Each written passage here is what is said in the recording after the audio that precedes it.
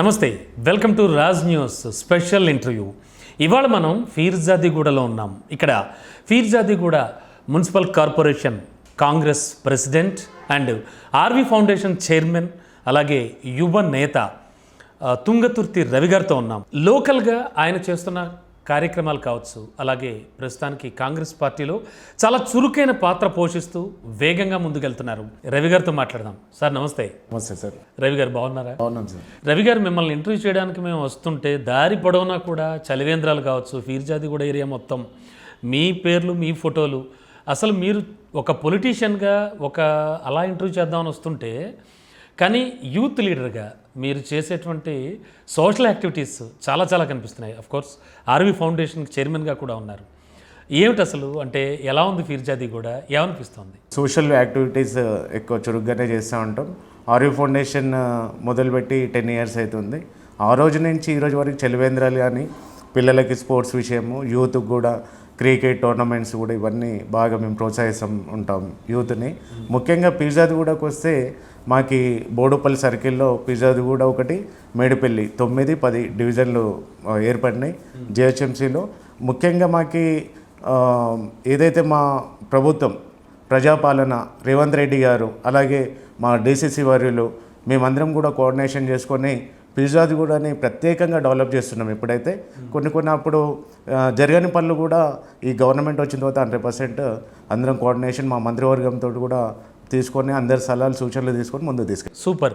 మీరు పనులు జరుగుతున్నాయని చెప్తున్నారు. బిఫోర్ అండ్ ఆఫ్టర్ గురించి మాట్లాడుకుంటే, అంటే ఆల్రెడీ 2.5 ఏళ్ళు అయిపోతుంది ప్రభుత్వం వచ్చి, కాంగ్రెస్ అధికారం చేపట్టి. అంతకు ముందు వర్క్స్ ఎలా జరిగాయి, అండ్ ఇప్పుడు మీరు వచ్చాక స్పెషల్గా చేపట్టిన వర్క్స్? బీఆర్ఎస్ ప్రభుత్వం ఏం చేసిందంటే, ప్రతి దగ్గర ఈ నుంచి మాకు నేషనల్ హైవే దూరం ఎక్కువ, అటు ఇటు కూడా ఫీర్జాదిగూడ హైవే చాలా దూరం ఉంటుంది. అక్కడ నేను చూసుకుంటే అన్ని ఫ్లెక్సీలు కట్టుకుంటుండే, ఫ్లెక్సీలు కట్టుకున్నారు, ప్రచారం చేశారు, కానీ ఎక్కడ కూడా గ్రౌండ్లో వర్క్ చేయలేదు. మేము చాలాసార్లు నిలదీసినాం.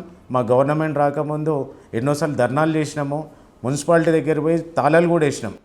మా దగ్గర ట్యాక్స్లు ఎక్కువ పెంచారు, ఎక్కడ లేని ట్యాక్స్లు ఇక్కడ ఎందుకు పెంచారు. నెక్స్ట్ వచ్చేసి SNDP వర్క్ అనేది తీసుకున్నాం 110 కోట్లు.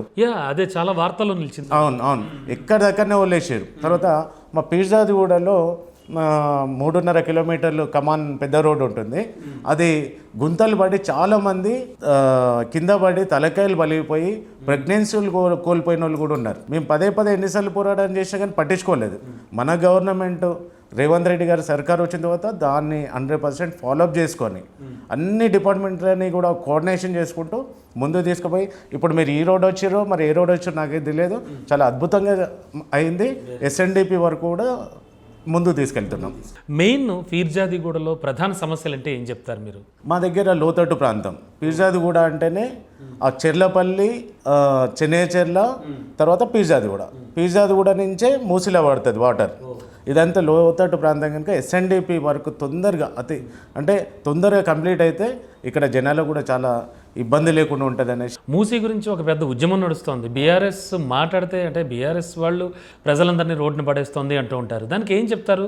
మూసీకి సంబంధించి మీకున్న అవగాహన ఏంటి అసలు? మూసీ సుందరీకరణ, పునర్నిర్మాణం అయితే వచ్చేసి గత ప్రభుత్వం ముందుకు తీసుకొచ్చిన తెర మీదకి, కానీ ఇంప్లిమెంటేషన్ లేదు. మన రేవంత్ రెడ్డి గారు వచ్చిన తర్వాత ప్రత్యేకంగా అన్ని దేశాలు తిరుగుతూ మన మూసీని ఎందుకు చేయకూడదు అనేసి మూసీ మీద ఫోకస్ చేశారు. అక్కడ మూసీని పునర్నిర్మాణం చేస్తే రేవంత్ రెడ్డి గారికి ఎక్కడ మంచి పేరు వస్తుందన్న ఉద్దేశంతో కేటీఆర్ గారు ప్రతి మైక్ కనపడంగానే ఆయన ఇదే చెప్తాడు, మూసీ మీద ప్రజలని అన్యాయం మూసీల మీద ఇట్లా ఎంక్రోచ్ అయిన వాళ్ళని తీసుకుపోయి డబుల్ బెడ్రూమ్లు ఇస్తున్నాం. వాళ్ళకు కూడా పునర్నిర్మాణం కింద వాళ్ళకు కూడా అకామిడేట్ చేస్తున్నాం ఎక్కడో ఒక దగ్గర. మేము ఏడ కూడా పేదల వైపే ఉంటుంది కాంగ్రెస్ పార్టీ. పేదల పక్షాన ఎప్పుడైనా నిలబడ్డది పార్టీ అంటే కాంగ్రెస్ పార్టీ. ముఖ్యంగా ఈ గ్యారంటీస్ కావచ్చు, 6 గ్యారంటీస్ కావచ్చు, ఇలా కొన్ని ఎట్టి పరిస్థితుల్లో అమలు పరచట్లేదు. ఓన్లీ ఏదో తూతూ మంత్రంగా, నామమాత్రంగా కొన్ని చేశారు. మిగతా వాటి సంగతి ఏంటి?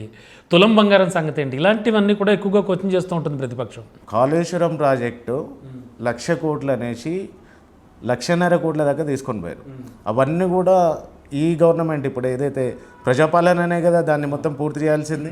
దాని లోటు తీర్చాలి, వాళ్ళు చేసిన అప్పులన్నీ తీర్చాలి, మనం మళ్ళీ ఏదైతే పథకాలన్నీ కూడా ముఖ్యంగా ఏది అవసరమో అది ఇస్తూ ఉన్నారు. 10 సంవత్సరాలల్లో ఏ రోజు కూడా ఒక్కరికి రేషన్ కార్డు ఇవ్వలేదు. వాళ్ళు రేషన్ కార్డులు ఇస్తున్నాం పిల్లలకి. స్కూల్లో చూడండి, గత ప్రభుత్వంకి ఈ ప్రభుత్వంలో పిల్లలను ఎప్పుడైనా ఇంటర్వ్యూ చేయండి. మీరు మీ న్యూస్ ఛానల్ నుంచి మీరు వెళ్ళి ఒకసారి గవర్నమెంట్ స్కూల్లో అడగండి, ఇంప్లిమెంటేషన్ అంటే ఎట్లుంటుంది అన్నది చెప్పిన ప్రతి మాట రేవంత్ రెడ్డి గారు చేస్తున్నారు. అట్లాగే మా డీసీసీ నాయకులు వజ్రేష్ యాదవ్ గారు కూడా ప్రతి విషయంలో ఏదైతే స్కూల్స్ ఉన్నప్పుడు అక్కడికి వెళ్ళి అక్కడే భోజనం చేసుకోవడం. అలాగే మా మల్లిపెద్ది సుధీర్ రెడ్డి గారు ఇక్కడే ఉంటారు, మా మాజీ శాసనసభ్యులు. గవర్నమెంట్ స్కూల్లో ప్రైవేట్ స్కూల్లో ఏదైతే ఇంటర్నేషనల్ స్కూల్లో ఉన్న సౌకర్యాలు తీసుకొని వచ్చిండు అక్కడ ప్రతాప్ సింగారంలో. మా లక్ష్యం ఏంది అనేసి అంటే బడుగు బలహీన వర్గాలను కూడా అందరు చదువుకుంటే అందరు భారతదేశంలో మనం కూడా ఒక స్థాయిలో ఉంటామనేసి ప్రతి ఒక్కరం కూడా చేస్తూ ఉన్నాం. ఇప్పుడున్న కండిషన్లో ఫీర్జాదిగూడలో డెవలప్మెంట్స్ ఎలా ఉన్నాయి? ఇప్పుడు ఫీర్జాదిగూడని ఎవరు పట్టించుకున్న నాదులు లేకుండా ఉంటుండే. మాకు అక్కడ ఏదైతే మాకు హైవే నేషనల్ హైవే ఉంటుంది, ఇక్కడ 163 వరంగల్కి వెళ్తూ ఉంటుంది. అక్కడ మాకు 2018లో అక్కడ మంత్రివర్యులు వాళ్ళందరూ కూడా వచ్చి అప్పట్లో ఉన్న ఏదైతే అధికార నాయకులు ఇనాగ్రేషన్ చేశారు. అప్పటి నుంచి ఒక 10 to 20% కూడా కంప్లీట్ చేయలేదు బ్రిడ్జిని. ఇప్పటికి 8 సంవత్సరాలు అవుతుంది, ఇప్పటివరకు పట్టించుకున్న నాదులు లేదు. మా గవర్నమెంట్ రేవంత్ రెడ్డి గారి గవర్నమెంట్ ప్రజాపాలన వచ్చిన తర్వాత ముఖ్యంగా మా కోమటిరెడ్డి వెంకరెడ్డి గారు దాన్ని ప్రత్యేకమైన శ్రద్ధ పెట్టి అక్కడికి అధికారులందరినీ పిలిపించి కేంద్రానికి కూడా లేఖలు రాసి 100% కోఆర్డినేషన్ చేసి ఇప్పుడు వర్క్ ఎంత స్పీడ్ అవుతుందో మీరు వెళ్ళేటప్పుడు చూడండి. 100% వచ్చే రోజులలో ఫస్ట్ ఓపెనింగ్ ఇదే అవుతుంది అనేసి మేము ప్రతి ప్రజలకు కూడా చేరవేస్తూ ఉన్నది. మేము అదే చెప్తున్నాం. ఒక just I think 3 or 4 days back KTR గారు చేసిన వ్యాఖ్యకి ఫస్ట్ మీరే రియాక్ట్ అయ్యారు, మీరే కౌంటర్ ఇచ్చారు. ఏమిటది, దానికి సంబంధించి ఎట్లా అంటే వాళ్ళు 10 సంవత్సరాలలో నేర్చుకున్నది ఏంది అనేసి అంటే మైకు దొరకంగానే ఏది పడితే అది మాట్లాడడం, ఒక్క నిజం ఉండదు, ఒక నిర్ధారణ ఉండదు. వాళ్ళు చేసింది ఏంది, గొప్పలు చెప్పుకోవడం. మా దగ్గర ఇనాగ్రేషన్స్ ఏదైతే భూమి పూజ రోజు కొబ్బరికాయ కొడతాం కదా, కొబ్బరికాయ కొట్టి పోయారంటే మళ్ళీ అది తిరిగి చూసేదే లేదు. ఏ పనైనా చూడండి, ఇప్పటివరకు ఇంకా ఉన్నాయి వాళ్ళు ఇనాగ్రేషన్ చేసిన అవి ఉంటాయి కదా శిలాఫలకాలు. ఇప్పుడు మేము చెప్పేది ఒకటే, మేము చెప్పింది చేస్తున్నాం, 100% చేసి చూపిస్తాము. ఇంకా రానున్న రోజుల్లో కూడా మేము కొన్ని పథకాలు వెనకపోయినాయి అనేసి అంటున్నారు. ఏదైతే అవసరమో అది ముందు ఇస్తూ ఉన్నాం. పిల్లలకి ఎడ్యుకేషన్ ఇస్తున్నాం, బస్ ఫ్రీ ఇస్తూ ఉన్నాం, అలాగే ఉచిత కరెంట్ ఇస్తూ ఉన్నాం. 200 యూనిట్లు రుణం మాఫీ చేసినాం. దేశంలోనే ఎక్కడ చేయని రుణమాఫీ మన తెలంగాణ రాష్ట్రంలో జరిగింది. అంటే అది అర్థం చేసుకోక ఏదైతే ప్రజలు మమ్మల్ని ఇంకా మర్చిపోతారేమో అనేసి మైక్ కనపడంగా మాట్లాడడం తప్పితే వాళ్ళ దగ్గర ఏ దాంట్లో కూడా నిజాలు లేవు. అదే ఫ్లేవర్ గురించి మాట్లాడిండు. మీరు 2018లో వాళ్ళు చేశారు ఇనాగ్రేషన్, మరి ఎందుకు పూర్తి చేయలేదు? ఎస్ఎన్డిపి పనులు ఇవ్వడం మొదలుపెట్టింది వాళ్ళే. 110 కోట్లతోటి 40 లక్షలు ఇనాగ్రేషన్ ఖర్చు. ఆర్టీఏలో తీసుకుంటే 40 లక్షలు ఖర్చు. అంటే ప్రచారార్భాటం స్టార్ట్ చేయడం తప్ప పని మీద దృష్టి ఉండదు, ముగింపు అన్నది ఉండదు. ఆ ముగింపులు మేము చేస్తూ ఉన్నాం. ఈరోజు మూసి ప్రక్షాళన 100% చేస్తాం. చేసిన తర్వాత ఇనాగ్రేషన్కి మిమ్మల్ని కూడా పిలుస్తాం. గత ప్రభుత్వాలన్నీ కూడా చెబుతూ వచ్చిన బిల్లుని ఇప్పుడు మేము చేసి చూపిస్తున్నాం అంటుంది బీజేపీ. దానికి మీకు ఏమనిపిస్తోంది? మహిళా బిల్లుని కాంగ్రెస్ వ్యతిరేకించట్లేదు. మహిళల బిల్లు వచ్చేసి రాజ్యాంగం పొందుపరిచినప్పుడే రిజర్వేషన్లు కూడా ఫిక్స్ చేశారు. ఇన్ని రోజులు చేయండి, ఇప్పుడు ఎందుకు చేస్తున్నారు అంటే ఈ ఉద్యమాన్ని ముందుకు తీసుకుపోయింది కాంగ్రెస్ పార్టీ. మహిళలకి సమన్యాయం చేయాలి, బీసీలకు సమన్యాయం చేయాలి, ప్రతి వర్గానికి కూడా న్యాయం చేయాలనేసి కొట్లాడేది కాంగ్రెస్ పార్టీ. అందుకే ఇప్పుడు మేము చేయకపోతే వాళ్ళు నెక్స్ట్ వాళ్ళు చేస్తారేమో అనేసి వాళ్ళు ముందుకు వస్తారు అనేసి మేము అనుకుంటున్నాం. ఆర్వి ఫౌండేషన్ స్థాపించడం వెనక ఉన్న ముఖ్యోద్దేశం ఏంటి? ఎన్నాళ్ళైంది? మీ లక్ష్యాలు ఏంటి అసలు? చలివేంద్రాలు కానివ్వండి, పిల్లలకి బుక్స్ ఇవ్వడం కానివ్వండి, ఇవన్నీ చేయడం మాకు చాలా ఇష్టం. మా చిన్నప్పటి నుంచి కూడా ఒకటే లక్ష్యం, మన వంతుగా సమాజానికి ఏమన్నా ఉపయోగపడాలి. అదే ఉద్దేశంతో మేము ముందుకు తీసుకొని వచ్చినాం. ఇప్పటికీ ఇంకా కొనసాగిస్తాం. ఇంకా ఎన్ని సంవత్సరాలైనా మేము ఉన్నన్ని రోజులు ఆ ఫౌండేషన్ని ముందుకు తీసుకెళ్తాం. ఎన్నాళ్ళైందంటే 10 ఏళ్ళైందా? 2016లో ఇదే ఎండాకాలం చలివేంద్రాల నుండే స్టార్ట్ చేసినాం. కరోనా టైంలో కూడా ఎవ్వరు కూడా బయటికి వెళ్ళలేని పరిస్థితుల్లో మేము శానిటేషన్ కానీ, కూరగాయలు కానివ్వండి, బియ్యం కానివ్వండి, తర్వాత మార్నింగ్ టిఫిన్స్, బ్రేక్ఫాస్ట్, మళ్ళీ ఈవినింగ్ డిన్నర్ లాంటిది కూడా మేము అన్నీ కూడా పంచడం జరిగింది. ఇన్ ఫ్యూచర్ ఫౌండేషన్ని ఎలా తీర్చిదిద్దుదాం అనుకుంటున్నారు, ఎలా డెవలప్ చేస్తారు? గవర్నమెంట్ స్కూల్స్ పిల్లలు ఉన్నారు కదా, అక్కడ వాళ్ళకి ఏదైతే అవసరమో వాళ్ళకి డ్రెస్లు కానివ్వండి, స్కూల్ బుక్స్ కానివ్వండి, చదువుకోవడానికి ముఖ్యంగా పిల్లల ఎడ్యుకేషన్ మీదనే పెడతాం. పనిచేసే వాళ్ళకి మంచినీళ్ళు ఇవ్వాలి, ఆటో డ్రైవర్లు వీళ్ళందరూ కూడా 20 రూపాయలు పెట్టి కొనలేని పేదలు ఎవరైతే ఉంటారో మా చలివేంద్రాల దగ్గర పోయేసి వాటర్ తాగుతారు. మాకు అదే సంతోషం. అంటే 3 డివిజన్లు అవ్వడం వల్ల ఓవరాల్గా ఫీర్జాదీ గూడకు వచ్చేటువంటి ప్రత్యేకమైన బెనిఫిట్స్ ఏమైనా ఉన్నాయనిపిస్తుందా? ఇప్పుడు మాకు జిహెచ్ఎంసీల మర్జ్ అయిన తర్వాత కొంత హెచ్ఎండబ్ల్యూఎస్ ఏదైతే వాటర్ ఉన్నదో దాంట్లో బిల్లులు తక్కువైతాయి. అలాగే ఫెసిలిటీస్ మా దగ్గర ఇక్కడ ఒక 30% డ్రైనేజ్ కూడా లేని పరిస్థితి. మేమందరం కూడా అర్జీ పెట్టినాం మొన్న గవర్నమెంట్ జిహెచ్ఎంసీలో మర్జ్ కాగానే. మాకు స్పెషల్ ఫండ్ వస్తుంది. ఇప్పుడు ఎక్కడైతే డెవలప్మెంట్ లేదో అక్కడ 100% డెవలప్మెంట్ అవుతుంది. మా దగ్గర డెవలప్మెంట్ లేదు ఎక్కువ. ఇప్పుడు డెవలప్మెంట్ అవ్వడానికి ఆస్కారం ఉంటుంది. మా దగ్గర కమిషనరేట్ వచ్చింది, కోర్టు వచ్చింది, ప్రతిదీ కూడా డెవలప్మెంట్ దాంతో పోలిస్తే ఒక 75% ఎక్కువ ఉంటుంది అనేసి మేము ఆశిస్తా ఉన్నాం. కానీ ఈ 3 డివిజన్లు కూడా శుద్ధ వృధా అంటోంది మన బీఆర్ఎస్. గతంలో 150 మంది జిహెచ్ఎంసీల కార్పొరేటర్లు ఉన్నప్పుడు ఈనాడు కూడా సెషన్స్ పర్ఫెక్ట్ కాకపోతుండే. ఎందుకంటున్నంటే మినిమం ఒక హాల్లో ఒక 100 మెంబర్స్ ఉంటే పర్ఫెక్ట్గా జరుగుతుంది. ఏదైతే మనం క్వశ్చన్స్ అయినా కానీ ఏదైనా కానీ అందరినీ ఓ గుంపులాగా తోలి. ఇప్పుడు సిటీ మొత్తం పెరిగింది. ఆ రోజు 2007లో కూడా మున్సిపాలిటీ నుంచి జిహెచ్ఎంసీలో మర్జ్ చేస్తూ ఉంటే జనాలు అట్లా ఎవరైతే అపోజిషన్ లీడర్స్ అపోజ్ చేసారు. కానీ డెవలప్మెంట్ చూడండి ఈరోజు జిహెచ్ఎంసీల డెవలప్మెంట్కును చిన్న కార్పొరేషన్లకు డెవలప్మెంట్కి చాలా తేడా ఉంటుంది. దాన్నే మా మల్లారెడ్డి గారు పదే అనేది అది కదా. మళ్ళీ మేము ఎంప్లాయ్మెంట్ తగ్గుతుంది, ఎంప్లాయ్మెంట్ మనకు డెవలప్మెంట్ కావాలా, పొలిటికల్ ఎంప్లాయ్మెంట్ కావాలా? 100% డెవలప్మెంటే కోరుకుంటారు. పబ్లిక్ 100% డెవలప్మెంట్ అవుతుంది. మహిళలకు సంబంధించి ఎలాంటి కేర్ తీసుకుంటున్నారు, ఎలాంటి డెవలప్మెంట్ చూపిద్దాం అనుకుంటున్నారు మీరు? మహిళలకి ఉచిత బస్సులు ఇచ్చినాం కాంగ్రెస్ పార్టీ.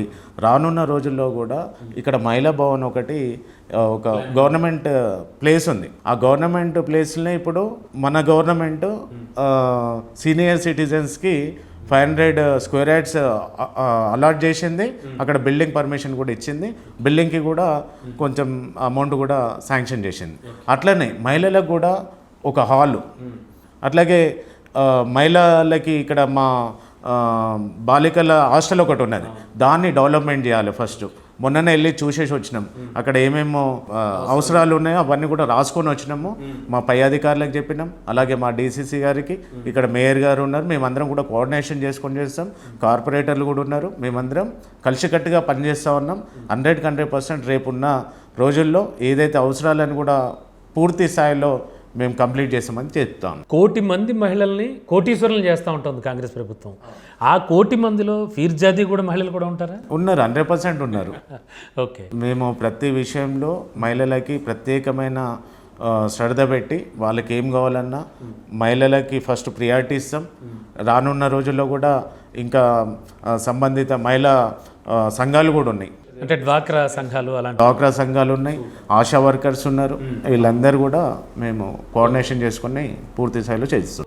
వాట్ నెక్స్ట్ అంటే మీరు ఫీర్జాదీ గూడ్ని నెక్స్ట్ లెవెల్లో చూడాలి అంటే కనుక ఏం చేయబోతున్నారు? 100% మేము విజన్ తోటే ముందుకెళ్తా ఉన్నాం.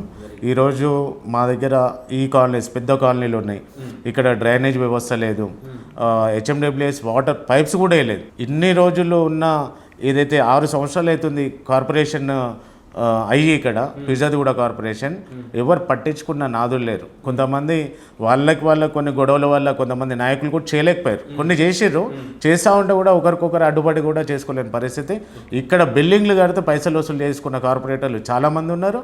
మేము అధికారంలో లేనప్పుడు కూడా వాళ్ళని ప్రశ్నించినాం.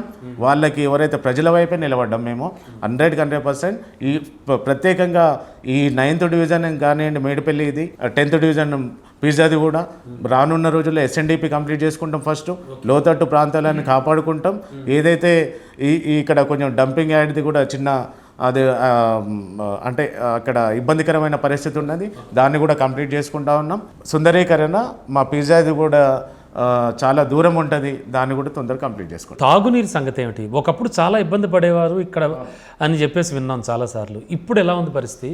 ఇప్పుడు మర్జ్ అయిన తర్వాత మనకి హెచ్ఎండబ్ల్యూఎస్ అధికారులతో కూడా డిస్కషన్ చేసి మేము ఫీల్డ్ కూడా వెరిఫికేషన్స్ కూడా చేసుకున్నాం. ఇప్పుడు రానున్న రోజుల్లో ఫస్ట్ ప్రత్యేకమైన శ్రద్ధ ఏంది అనేసి అంటే కరెంటు మీద మేము పెట్టినాం. కరెంటు ఏదైతే రీప్లేస్మెంట్ చేసుకున్నాం, ట్రాన్స్ఫార్మర్స్ కూడా కేబుల్ వ్యవస్థను తీసుకొని వచ్చినాం. ఈ ఎక్కడ లేని పనులు మా దగ్గర జరిగినాయి. ఎందుకంటే మేము కోఆర్డినేషన్ చేసుకొని ఏఈ గారు, డిఈ గారు, ఎస్సీ గారు అందరితో కూడా లోకల్ లైన్మెన్ గారితో కూడా అన్ని పనులు చేసుకుంటూ ఉన్నాం. స్ట్రీట్ లైట్స్ కూడా జిహెచ్ఎంసీ మర్జ్ అయిన తర్వాత స్పెషల్ బడ్జెట్ వచ్చింది, అన్ని స్ట్రీట్ లైట్లు వేయించేసినాం. ఇంకా నెక్స్ట్ ఏంది అనేసి అంటే హెచ్ఎండబ్ల్యూఎస్ మీద వాటర్ మీదనే ఎక్కువ ఫోకస్ చేసుకొని అదంతా కంప్లీట్ చేస్తాం. ఎవరికి కూడా డే బై డే వచ్చేటట్లు వాటర్ బిల్లులు కూడా తక్కువ చేసుకుంటాం.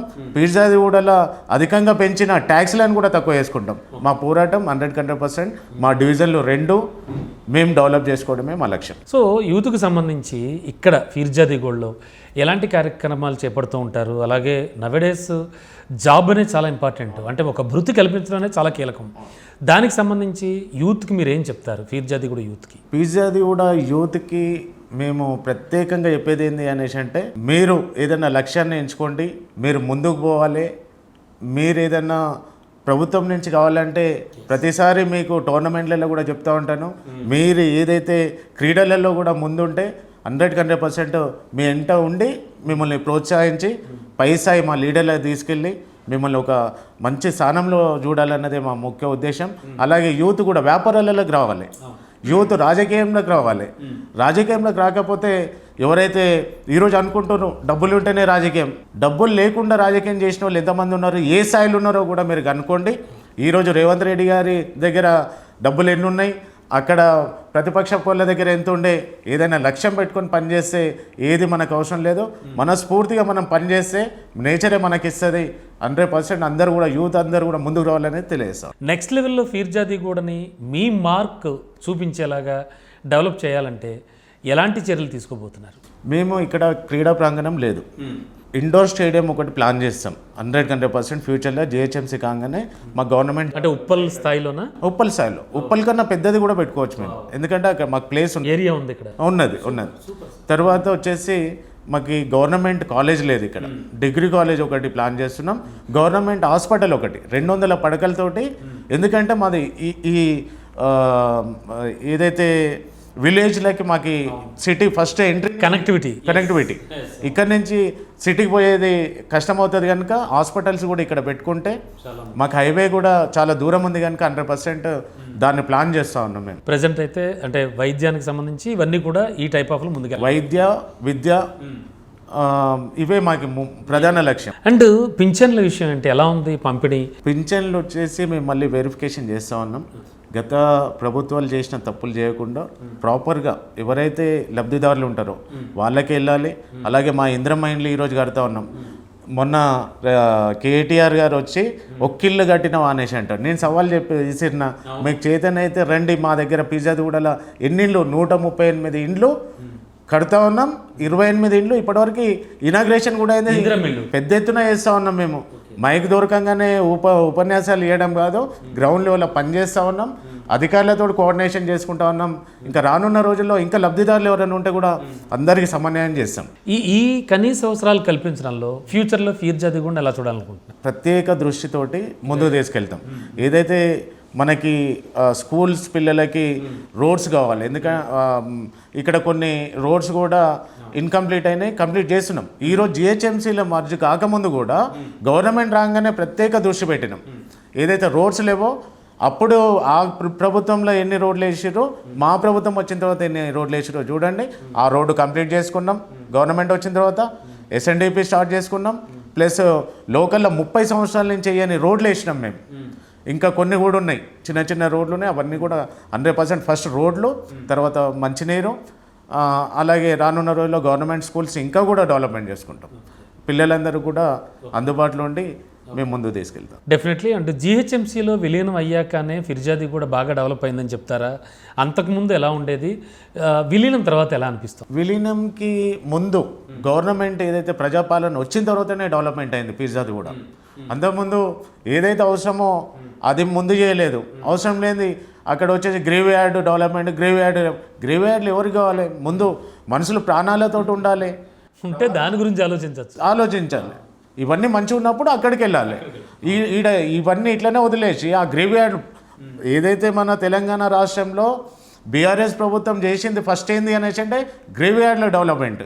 గ్రేవ్ యార్డ్లు ఎవరు కావాలంటే స్కూల్స్ కావాలి. ఇప్పుడు రేవంత్ రెడ్డి గారు 100% పర్ఫెక్ట్ విజన్ తోటి ముందు పోతా ఉన్నారు. ఏదైతే అన్నారో 30 నెలలు అనేసి అంటున్నాం కదా, 30 నెలల్లో ఏం చేసినామో మేము చూపించడానికి రెడీ ఉన్నాం. ఫిర్జాది కూడా మీరు రెడీ ఉన్నారా అంటే ఇప్పటివరకు ఎవరు కూడా మాట్లాడడానికి లేరు. ఈ 3 నెలల్లో అనేసి అంటాడు. 3 నెలల్లో 30 నెలల్లో మునగాడ కాదా రేవంత్ రెడ్డి గారు, మునగాడ కాదా కేటీఆర్ గారు? మీరు పోయి మీ నాన్నని అడగండి. ఆ రోజు చెప్పిండు ప్రజాపాలన తీసుకొని వస్తా అన్నాడు, తీసుకొని వచ్చిండు ఈరోజు. అలాగే గడిలు బద్దలు కొడతా అన్నాడు, ఈరోజు బద్దలు కొట్టిండు. ఆ రేవంత్ రెడ్డి గారి గురించి మీకు తెలియదు, చిన్నప్పటి నుంచి మీ నాన్నగారికి తెలుసు, మీ నాన్నగారిని అడగమనేసి ఈ పత్రిక ముఖంగా చెప్తా ఉన్నా. ఓకే. అండ్ పారిశుద్ధ్యం కానీ మున్సిపల్ కార్పొరేషన్కి సంబంధించి, అండ్ ఫాగింగ్ కానీ, ఎందుకంటే దోమలు పెడితే చాలా ఎక్కువగా ఉంటుంది. అఫ్కోర్స్ సిటీ మొత్తం ఉంది, కేవలం ఫిర్జాది కూడా గురించి మాట్లాడుకోక్కర్లేదు. వీటికి సంబంధించి రెగ్యులర్గా కొద్దిగా మానిటరింగ్ చేస్తున్నారా? ఎలా ఉంది అది? మేము మా దగ్గర 3 చెరువులు ఉన్నాయి. గుర్రపు టెక్క తీయాలనేసి ప్రపోజల్స్ పెట్టినాం, మధ్యలో తీసిర్రు. మళ్ళీ టెండర్స్ కొంచెం ఆగితే దాన్ని కూడా మా DC madam, zonal commissioner madam అందరి దృష్టికి తీసుకెళ్ళాం. డిఈ గారు అందరు కూడా కోఆర్డినేషన్లో టెండర్ కూడా వేసారు. అవన్నీ చేస్తాను. ముఖ్యంగా తెలంగాణలో కాంగ్రెస్ పార్టీ వచ్చిన తర్వాత చెరువులని పునర్నిర్మాణం చేస్తూ ఉన్నారు. మాకు ఉప్పల్ చెరువు చూడండి, అంతకుముందుకు అక్కడ నిలబడలేని పరిస్థితి. ఇప్పుడు వెళ్ళి చూడండి, అదొక పెద్ద టూరిజం ప్లేస్ లాగా తయారైంది. ఒక స్టేడియం లాగా చాలా పెద్దగా ఉంది. ఏదో పైన పూడిక తీసి వదిలేయడం కాదు, పర్ఫెక్ట్గా చేస్తూ ఉన్నాం. సరే, కొంచెం ప్రజలు ఈ సంవత్సరం ఇబ్బంది పడుతుండొచ్చు. నెక్స్ట్ ఇయర్ వరకు 100% ఈ చెరువులలో గుర్రపు టెక్క కానివ్వండి, ఆ మురికి నీళ్ళు రానియకుండా చేస్తూ ఉన్నాడు. ప్రతిదీ కూడా ప్లానింగ్తో చేస్తూ ఉన్నాం. ఏదో వాళ్ళు చెప్పారు కదా దోమల మందు కొడితే అప్పటి మందిరమే. అండ్ ఓవరాల్గా చూస్తే కనుక పారిశ్రామిక ప్రాంతం కూడా చాలా చేరువలోనే ఉంది మీకు ఫిర్జాదిగూడకు సంబంధించి. అంటే పారిశ్రామిక వ్యర్థాలు కానీ, కాలుష్యం కానీ, అండ్ మొక్కలు పెంచడం కానీ, మొక్కలు ఎక్కువగా పెంచుతూ ఉండాలి, పర్యావరణానికి సంబంధించి యూత్కు చెప్పడం కానీ, అలాంటి కార్యకలాపాలు ఏమైనా చేస్తున్నారా ఇక్కడ? మేము మా పిల్లలు, మాది ఒక టీం ఉంటుంది, ఒక 250 మంది పిల్లలు దాకా ఉంటారు మా యువసేనలో. వాళ్ళ బర్త్డే ఉంటే మేము పోయి చెట్లు నాటుతాం. ఆర్వీ ఫౌండేషన్ చెట్లు నాటుతాం.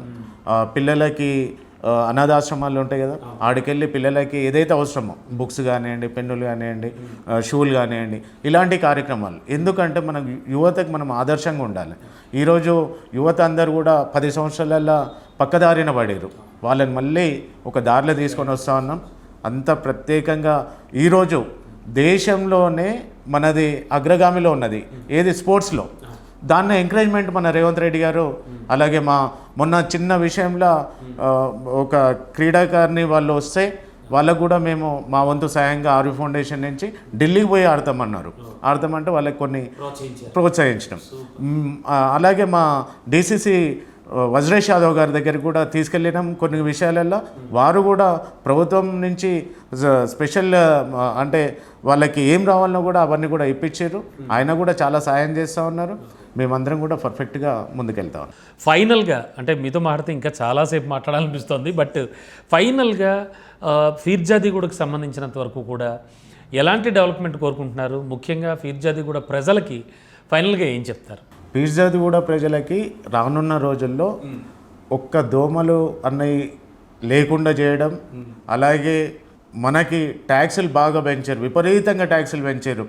ఆ ట్యాక్సులు మొత్తం తక్కువ చేసేదాకా ఫిర్జాదిగూడ ప్రజల ఎమ్మటి, ఈ 2 డివిజన్ల ఎమ్మటి నా వంతు సాయం కాదు, ఉద్యమంలాగా చేస్తాం. ట్యాక్స్ తక్కువ చేపిస్తాను. డే బై డే ఏదైతే మనకి సిటీలో వాటర్ ఎట్లయితే వస్తున్నాయో, రేపు ఏదైతే ప్రత్యేకమైన దృష్టితోటి హెచ్ఎండబ్ల్యూఎస్ ఏ ఇంటికి కూడా ప్రతి ఇంటికి డే బై డే వాటర్ వచ్చే పని నేను చేస్తా. అలాగే రేపు షెల్టర్స్ కూడా లేకుండా ఉండే, నిన్ననే డిఎం గారితో వెళ్ళి మాట్లాడి ఉండే రవాణాకి బస్ స్టాప్స్ లేక చాలా ఇబ్బంది అవుతుంది అనేసి మా సిఏ గారితో శంకరయ్య సార్ తోటి కూడా, అలాగే డీసీ మేడం శైలజ మేడం తోటి కూడా మాట్లాడి కోఆర్డినేషన్ చేసి ఆ షెల్టర్స్ కూడా చేస్తూ ఉన్నాం. రానున్న రోజుల్లో ప్రజల వైపు, ప్రజలకు ఎక్కడ ఇబ్బంది ఉంటే అక్కడ తుంగతుర్తి రవి ఉంటాడనేసి మీ ద్వారా వాళ్ళకి తెలియజేస్తూ ఉన్నాను. 100% గ్రౌండ్ లెవెల్లో ఉంటాం. మీకు వర్షం వచ్చిన రోజు కూడా మేము అధికారంలో లేనప్పటికీ మేము పోయి అక్కడ లోతట్టు ప్రాంతాలని కాపాడుకున్నాం. ప్రజల వెంటనే మేము ఉంటాం. ప్రజల క్షేమమే మా లక్ష్యం. థ్యాంక్ యూ అండి, thank you so much Ravi గారు, చాలా చక్కటి విషయాలు. థ్యాంక్ సో విన్నారు కదా, ఓవరాల్గా అంటే యూత్ పాలిటిక్స్లోకి రావడం, ముందుకు వెళ్ళడం అంటే నాణ్యానికి ఒకవైపు అయితే, ఆ ప్రజల మధ్యలోనే ఉండి వాళ్ళ కష్టాలను తెలుసుకుని వాళ్ళకి ఏం కావాలో అవన్నీ చేయడం అనేది సెకండరీ థింగ్. ఆ విషయంలో చాలా వేగంగా ముందుకెళ్తున్నారు. ఆర్వి ఫౌండేషన్ చైర్మన్ అండ్ ఫీర్జాదీ కూడా మున్సిపల్ కార్పొరేషన్కి సంబంధించి కాంగ్రెస్ ప్రెసిడెంట్గా కూడా ఉన్నారు. యూత్లో మంచి ఫాలోయింగ్ ఉండి, అలాగే ఆయన చేపడుతున్న కార్యకలాపాలు మనకి ప్రత్యక్షంగా కనిపిస్తూ ఉన్నాయి.